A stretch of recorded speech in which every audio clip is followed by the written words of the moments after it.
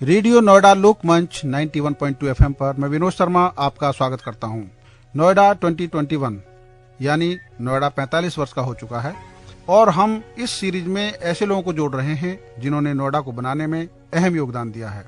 आज हमारे साथ इस कड़ी में जुड़ रहे हैं भारत संचार निगम लिमिटेड में 2001 में जीएम के पद पर रहे ए.के. गर्ग जी से।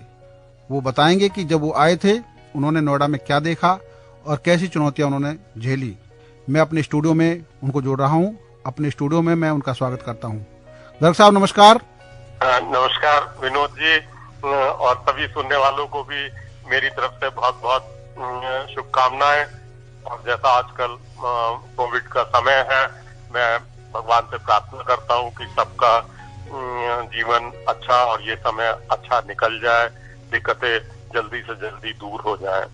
एक बार पुनः मैं सभी का स्वागत करता हूं। धन्यवाद। गर्ग साहब ये बताइए कि जब आप जीएम के रूप में आए थे नोएडा में बीएसएनएल के, तो तब आपने नोएडा कैसा देखा था और उस समय आपने कौन सी चुनौतियों का सामना किया और किस तरीके से विस्तार किया बीएसएनएल का? जी मैं सन 2001 में नोएडा में आया था, देहरादून से ट्रांसफर होके आया था। कुछ चीजें यहाँ बहुत फर्क थी।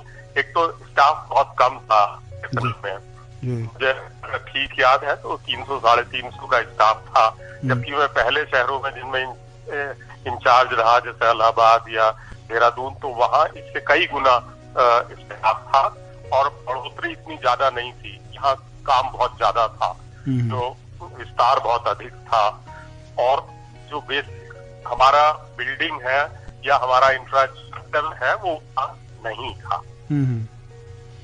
और आपको एक वाकया शेयर करना चाहूंगा। जी 2001 में मैं आया तो मैंने पहले से यहाँ फ्लैट बुक कराया हुआ था। ये 62 में संचार विहार में, जहाँ पर ये कोऑपरेटिव सोसाइटी के जरिए फ्लैट बन रहे थे, तो उसमें मैंने भी बुक कराया था। तो जब मैं आया तो वो जो फोर्टिस के सामने अब सड़क है, इस पे हम गुजर रहे थे और ये देखने की कोशिश की कि हमारा फ्लैट कहाँ पर होगा। अच्छा। तो उस सड़क से आप विश्वास नहीं करेंगे कि घोड़ा साफ दिखाई देता था।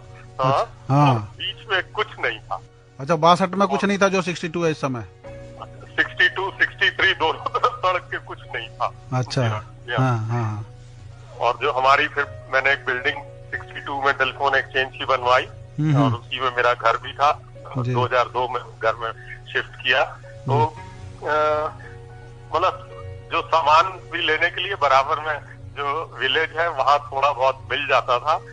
अदरवाइज कुछ भी सामान अगर लेना है तो 12-22 आना पड़ता था। वहाँ पर जो सी ब्लॉक और बी ब्लॉक के मार्केट है वो मार्केट नहीं थे, सोसाइटीज सब नहीं थी और सब अंडर कंस्ट्रक्शन तब शुरू हुई थी।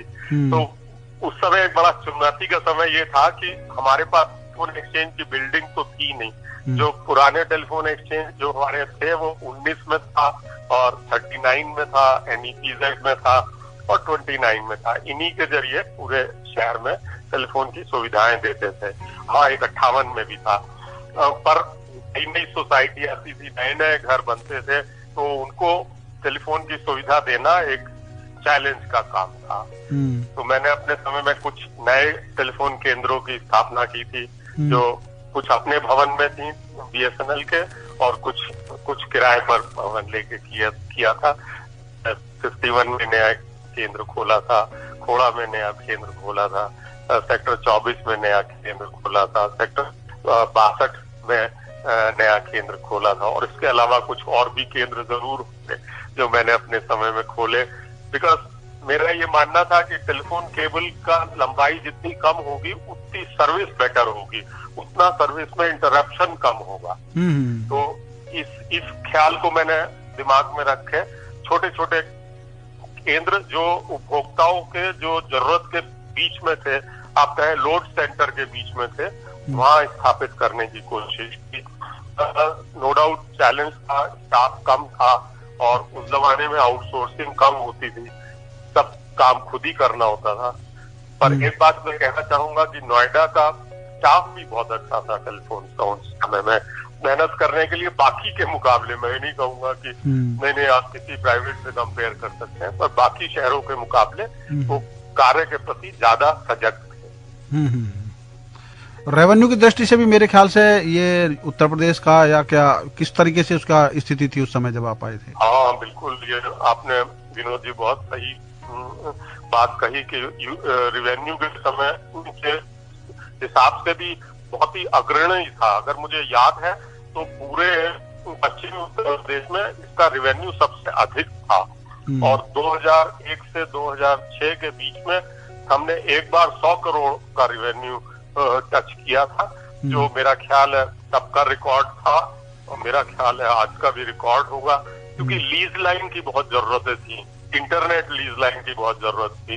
यहाँ पर जो इंडस्ट्री आ रही थी, सॉफ्टवेयर इंडस्ट्री थी, उनको जो टेलीफोन की सेवा बात करने के लिए तो चाहिए ही चाहिए थी, पर अपना व्यवसाय के लिए जो इंटरनेट या उस माने तो बहुत सारी इंटरनेशनल लीज लाइन भी यहाँ पर कार्यरत थी। तो वो उनको उनका रखरखाव भी एक बड़ा चैलेंज था, क्योंकि टेलीफोन की सेवाएं तो कुछ समय बंधित हो भी जाए, पर जो व्यवसायिक सेवाएं थी लीज लाइन की या इंटरनेट लीज लाइन की, वो अगर बंधित हो तो उनका पूरा काम ठप हो जाता था। तो इवन छुट्टी के दिन और रात्रि में भी हमको मेंटेन करने का अरेंजमेंट करना होता था। ये सर सेक्टर 29 में भी एक अर्थ स्टेशन था जिसको लेके पूरे उत्तर भारत का सेंटर था, वो उसको लेके भी आप लोगों का विशेष फोकस रहता था? जी हाँ, जी हाँ, जी हाँ। सेक्टर 29 में भी, सेक्टर 19 में भी जो हमारे इंटरनेशनल गेटवे या जो इंटरनेशनल कॉल होती थी वो भी उसके जरिए होती थी। तो जो नोएडा के केंद्र थे वो बीएसएनएल के हिसाब से भी बहुत इम्पोर्टेंट थे उस जमाने में। और एक और चीज मुझे वाकया याद आता है जो मैं आपसे शेयर करना चाहूंगा। उन दिनों बिल पेमेंट की भी बहुत समस्या थी, बिकॉज आज की तरह ऑनलाइन पेमेंट नहीं थे, बिलों का लाइन में लग के पेमेंट करना होता था, और जो पेमेंट के हमारे केंद्र थे वो बहुत कम थे। तो मैंने अपने समय में कोशिश की थी कि बैंकों के थ्रू पेमेंट लें, कुछ पेमेंट बैंकों के थ्रू आया था। चेक कलेक्शन बॉक्स जगह जगह पर लगाए थे, जहाँ सोसाइटी में भी लगाए थे, जहाँ लोग अपने चेक ड्रॉप कर दें और हम उन्हें अपना रोज एक बार कलेक्ट करा लेते थे चेक को। नो डाउट हम रसीद उसमें उस टाइम नहीं दे पाते थे चेक की, पर फिर भी उससे भी काफी हमारा कलेक्शन होता था। और जो बिल पेमेंट के लिए लाइन होती थी वो उसमें कुछ सुधार हो सका था, क्योंकि बहुत फील होता था कि कस्टमर सर्विस तो ले ही रहा है, पर अगर उसे पे करने के लिए भी उसे लाइन में खड़ा होना पड़ रहा है, इससे खराब बात और क्या हो सकती है। ये बात मेरे साथ में मेरे फाइनेंस के भी अधिकारी थे राजीव, तो हम इस बात को लेके हमेशा चर्चा करते थे, चिंता करते थे कि कैसे बिल पेमेंट को हम सहज बना सकें। एक बहुत छोटा सा और था, 100 रुपया का रेस्टोरेशन चार्ज लगता था अगर telephone bill payment non payment में डिस्कनेक्ट हो गया तो पहले बिल पे करते थे, फिर उसके बाद 100 रुपए का पे करने के लिए अलग से रसीद बन के फिर पे होता था। तो हम दोनों ने मिलकर डिसाइड किया था कि भाई ये जो रेस्टोरेशन चार्ज है इसको माफ करने का पावर हमको था, तो इसको परमानेंटली माफ कर दिया जाए। कम से कम एक कस्टमर जो पुराना जिसका टेलीफोन डिस्कनेक्ट हो गया उसको रिकनेक्ट कराने के लिए पे करे और दोबारा आके फिर रेस्टोरेशन भी आके पे करे लाइन में लग के, कम से कम इतनी जांच ना हो। सर एक चीज और बताओ, बड़ी महत्वपूर्ण रोचक भी होगी कि जब आपने सबसे पहले टेलीफोन डिपार्टमेंट ज्वाइन किया था, उस समय की जो टेलीफोन सिस्टम थे, कैसे कैसे टेलीफोन इंस्ट्रूमेंट आते थे, किस तरीके से फोन लगते थे, आपने उस समय भी देखा होगा कि आपने कोई ऐसा रोचक किस्सा बताओ जहाँ किसी भी शहर में रहे हो आप, जहाँ आपको लगा होगा वहां हमें इतनी दूर जाके टेलीफोन लगाना पड़ा था, लाइन खींचनी पड़ी थी, इस तरह के भी आपके पास वाकये आए होंगे? जी हाँ, तो मैं 2 वाकये शेयर करना चाहूंगा आपके साथ। मैंने 1977 में टेलीफोन डिपार्टमेंट ज्वाइन किया था एज ITS ऑफिसर, और हम लोग ट्रेनिंग में 2 साल अलग अलग जिलों में अलग अलग तकनीकी सीखने के लिए कुछ समय, एक महीना, 15 दिन के लिए भेजे जाते थे और एक ग्रुप में भेजे जाते थे, 4-5 के ग्रुप में। तो हम उन दिनों कहा करते थे एसटीडी होता था और सबको एसटीडी बिकॉज सुविधा उपलब्ध रहती थी, जहाँ जाते थे टेलीफोन होता ही था, टेलीफोन एक्सचेंज होता ही था और बहुत सारे लोग यंग भी थे। किसी की शादी पक्की हो गई थी तो किसी की शादी हो गई थी और हम टूर पे 15 एक महीना घर से दूर रहते थे, तो सबको का घर अपने घर बात करने का बड़ा चाव होता था और हम लोग कहा करते थे एसटीडी को सब्सक्राइबर ट्राइंग एंड डाइंग। दोनों टेलीफोन आसानी से मिलता, नंबर आसानी से लगता नहीं था। तो आप विश्वास नहीं करेंगे, अगर हमारा 4 का ग्रुप है और किसी की बात हो जाती थी टेलीफोन पर, उसके जो फियांसी है या वाइफ है, तो फिर शाम का चाय समोसा उसी को खिलाना होता था। तो इतना एक टफ काम था। दूसरी आपने सुविधा की बात की, दूर दराज कभी टेलीफोन सेवा हमने दी हो, तो 1990 में मैं बनारस में था और तब हमारे मंत्री जी थे जनेश्वर मिश्रा जी, केंद्रीय संचार मंत्री थे और वो बलिया के रहने वाले थे और शताब्दी 11 में कुछ उनका या जो जयप्रकाश नारायण जी का स्थान था, जन्म स्थान। हाँ, चंद्रशेखर जी का कुछ वहाँ आश्रम था या कुछ शताब्दी 11 में। वो बलिया से भी कुछ मेरा ख्याल है 25-30 किलोमीटर दूर। जयप्रकाश नारायण जी का जन्म स्थान है सर, शताब्दी 11। ओहो, बिल्कुल बिल्कुल बिल्कुल बिल्कुल। तो हमें चैलेंज दिया माननीय मंत्री जी ने कि भाई मैं वहाँ टेलीफोन की सुविधा उपलब्ध कराना चाहता हूँ शताब्दी 11 में। तो उन दिनों इतना आसान नहीं था, कोई एक्सचेंज भी इतना अच्छा नहीं था, तो हम लोगों ने 20 किलोमीटर की साहब लाइन खींची थी। कहीं बीच में ड्रॉप वायर जहाँ पोल और वो नहीं लगा सकते थे और 20 किलोमीटर दूर की लाइन खींच के 2 तरह से वहाँ टेलीफोन हमने, एक तो फिजिकल लाइन और एक हमने MARR उन दिन होता था, रेडियो टेलीफोन कहलाता था, और उसके जरिए वहाँ शताब्दी 11 में हमने टेलीफोन सुविधा प्रदान की थी और जिसको माननीय मंत्री जी ने खुद आके वहाँ से इनॉग्रेट किया था। तो वो चैलेंज मुझे आज भी याद है। कई दिन में बलिया में रुका था और वहाँ से 24 घंटे टीम हमारी काम करती रही थी और क्योंकि वो मंत्री जी का क्षेत्र भी था तो माननीय मंत्री जी का तो बाद में भी उसको रख रखाव के लिए बड़ा ख्याल रखे और उन दिनों एक बड़ा चैलेंज था, सबके दिमाग में रहता था। सबको बड़ा हम उसे एंजॉय भी करते थे काम को, ऐसा नहीं कि काम में एक टेंशन फील होता था, ऐसा नहीं था। उतना व्यवसाय, उतना कैपिटलिस्ट सोसाइटी भी नहीं थी, उतनी मतलबी सोसाइटी भी नहीं थी उन दिनों में। तो छोटे छोटे काम करते थे और छोटे छोटे काम करके हम उन्हें साथ में एंजॉय भी करते थे, टीम भी एंजॉय करती थी, स्टाफ भी एंजॉय करता कि भाई हमने नया केंद्र ये स्थापित किया, नया टेलीफोन बनाया है, इस विलेज में टेलीफोन की सुविधा दी है या ये नई सुविधा लेके आए हैं, उसका बड़ा एक जोश सा भी सबके अंदर रहता था। सर, आप जब यहाँ से गए तो आपने कुछ प्लान किए होंगे कि टेलीफोन विभाग में ये काम होने चाहिए थे और आज अगर हम देखते हैं बदलती टेक्नोलॉजी में आपने इसके बाद MTNL के MD का पदभार संभाला था और वहाँ भी आपने कुछ महत्वपूर्ण काम किए थे, तो आप समझते हैं कि कुछ जो काम आपने MTNL के MD के रहते हुए किए, क्या जरूरत है ऐसी समय में BSNL में भी इस तरह की चीजें होनी चाहिए थी या हो गई हैं? आप सर, क्योंकि अब प्रतिस्पर्धा का समय आया है, नंबर ऑफ ऑपरेटर्स हुए, नो डाउट पूरे इस सिस्टम में हमारी कुछ गलतियां भी रही। पहले से ही कुछ 3-4 ऑपरेटर का प्राविधान देश में होना चाहिए था, जो अब काफी साल के मेहनत के बाद संभव हो पाया है। अब 4 ऑपरेटर हैं, 3 प्राइवेट और 1 BSNL है। तो शुरू में जब मोबाइल आया तो इत्तेफाक से जब मैं नोएडा में था तो मैं उतना इसको एंजॉय नहीं कर पाया, क्योंकि नोएडा का क्षेत्र दिल्ली में नहीं था, उन दिनों यूपी में आता था, जबकि जो नोएडा के रहने वाले थे वो मोबाइल लोकल मोबाइल की तरह से, दिल्ली के लोकल मोबाइल की तरह से नोएडा में मोबाइल चाहते थे। तो ये एक चैलेंज उस टाइम हमारे सामने रहा। नो डाउट अब तो पूरा देश ही लोकल हो गया है, तो अब वो चैलेंज नहीं है, पर तब ये बहुत इच्छा रहती थी कि भाई किसी तरह हमारा नोएडा में भी MTNL का या तो मोबाइल हो या BSNL का मोबाइल हो, पर वो MTNL के साथ लोकल हो, सेम नंबरिंग स्कीम हो, कोई जीरो ना डायल करना पड़े, लोकल कॉल की तरह से मिले, लैंडलाइन भी लोकल कॉल की तरह से मिले। तो उन दिनों ये एक चैलेंज बहुत बड़ा दिमाग में था।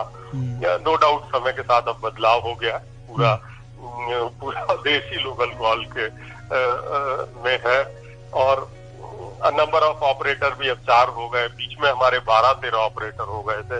तब जो है 12-13 ऑपरेटर में सर्विस उतनी अच्छी नहीं हो सकती थी, क्योंकि स्पेक्ट्रम लिमिटेड है और उस स्पेक्ट्रम को 12-13 में बांटा गया था।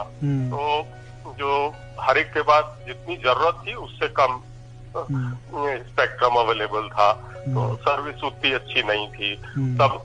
क्योंकि मैंने तो पूरी जिंदगी टेलीकॉम में ही बिताई। मेरा ग्रेजुएशन भी टेलीकॉम में रुड़की से था, पोस्ट ग्रेजुएशन भी टेलीकॉम में रुड़की से था। तो हमें बड़ा फुटबॉल की तरह से दिखता था कि भाई ये हम कहीं पे गलत कर रहे हैं। पर समय के साथ भाई हम लोग लर्न करते रहे और समय के साथ ठीक हुआ। अब जैसे है 4 ऑपरेटर के साथ है, बहुत अच्छा है। लैंडलाइन अब इतना इस्तेमाल में नहीं है, बात भी सही है, क्योंकि उसको मेंटेन करना भी थोड़ा टफ है। हमारे सिनेरियो में भाई सड़क कटती है, खुदाई हो जाती है, तो उसकी वजह से भी केबल कटता है, तो उसका रखरखाव महंगा है मोबाइल के मुकाबले। तो सर ये जैसे आज का इंटरनेट का दौर है, जब प्राइवेट सेक्टर घर पे लैंडलाइन लगा रहे हैं, उसमें क्या ऐसा संभव नहीं है कि इंटरनेट की तर्ज पर लैंडलाइन का वो हो, जिससे आज के दौर में घरों में जो भी चीजें हो रही हैं वो उसी के जरिए वाईफाई वगैरह लग गए हैं, सारी चीजें। तो मुझे लगता है कि लैंडलाइन फोन का कोई नई टेक्नोलॉजी का इस्तेमाल होना चाहिए आने वाले दिनों में। नहीं, अब वो देखिए हो ही गया है। जो जियो है वो तो फाइबर पर ही लैंडलाइन फोन जो इंटरनेट देता है उसी के साथ में एक लैंडलाइन फोन भी मुफ्त देता है। सेम एयरटेल का भी है। अब कॉपर का इस्तेमाल घट गया है और ये बहुत अच्छा भी है, बिकॉज कॉपर का चोरी भी बहुत होती थी। मतलब जो केबल कटता था चोरी के लिए भी कटता था, तो अब फाइबर का इस्तेमाल है और फाइबर से इंटरनेट और टेलीफोन दोनों अवेलेबल है। और इसकी अच्छाई ये है कि जो बहुत टावर की उतनी जरूरत नहीं रहेगी। अगर आपका सिग्नल नहीं भी आ रहा है टावर का, तो जो घर में आपका वाईफाई लगा है, इंटरनेट लगा है, उसी के थ्रू आपका मोबाइल भी काम करेगा। बिकॉज लैंडलाइन और मोबाइल दोनों इंटरकनेक्ट हो गए हैं और दोनों एक ही प्लेटफॉर्म पर अब अवेलेबल है। तो उसके लिए अलग से पास टावर हो और वो बहुत ज्यादा रेडिएशन करे, उसकी जरूरत नहीं है। समय के साथ आप देखेंगे कि जो वाईफाई घर के अंदर है उसी से ही हमारा मोबाइल भी चलेगा। और जो ज्यादा अभी भी चर्चा में रहता है कि ज्यादा रेडिएशन की वजह से हेल्थ को नुकसान है या पक्षियों को नुकसान है, वो कुछ हद तक जो फियर है वो सबके दिमाग में कम हो जाएगा, क्योंकि घर का वाईफाई ही जो है वो टेलीफोन मोबाइल की सेवाएं भी देगा। कुछ जैसे जियो ने शुरू किया हुआ है, वोडाफोन ने किसी सर्कल में शुरू किया है, BSNL ने भी ये टेक्नोलॉजी अब अपने यहाँ लगाई है। BSNL भी इस ओर काम कर रहा है, पर धीरे धीरे सभी ऑपरेटर इसको मर्ज कर लेंगे, मोबाइल और लैंडलाइन को, और घर का मोबाइल जो है वो लैंडलाइन की तरह ही चलेगा वाईफाई पर। अब आखिरी सवाल सर, एक तो ये कि नोएडा लोक मंच के बारे में आपने सुना होगा, आप उसमें कहीं ना, तो उसके बारे में काम वगैरह आपने सुने हैं। दूसरी बात ये कि अब नोएडा वासियों को आप क्या कहना चाहेंगे? देखिए, नोएडा लोक मंच के लिए मैं कहूँगा बहुत ही अच्छी सेवाएं और निस्वार्थ भाव से सेवाएं देते हैं। खासतौर पर जब कभी मैं अंतिम निवास पे जाता हूँ तब मैं देखता हूँ कि, या कभी लाइब्रेरी की तरफ जाता हूँ तब देखता हूँ, तो बहुत सारी सेवाएं। और नोएडा लोक मंच जो है वो बहुत शुरू से ही एक्टिव है नोएडा वासियों को सेवाएं देने के लिए। और जहां तक आपका दूसरा प्रश्न है, यस, नोएडा बहुत अच्छा डेवलप कर रहा है। एनसीआर में लोग दिल्ली के मुकाबले नोएडा में रहना पसंद करते हैं, और खास तौर पे आजकल तो बहुत ही इम्प्रूवमेंट नोएडा में आया है।